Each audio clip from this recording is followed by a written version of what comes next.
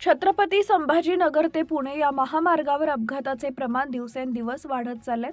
या पार्श्वभूमीवर प्रादेशिक परिवहन विभाग आणि वाहतूक पोलीस विभागानं तातडीनं ठोस उपाययोजना कराव्यात अशी मागणी सामाजिक कार्यकर्ते गणेश राऊत यांनी केली आहे.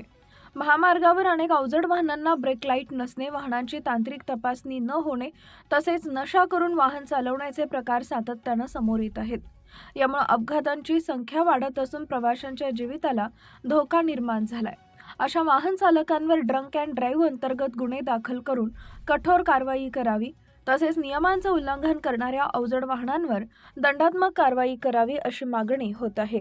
ब्रेक लाईट नसलेली अवजड वाहनं आणि नशेत वाहन चालवणारे चालक यांच्यावर कडक कारवाई झाली तरच महामार्गावरील अपघातांना आळा बसेल. प्रशासनानं तात्काळ उपाययोजना करणं आवश्यक आहे.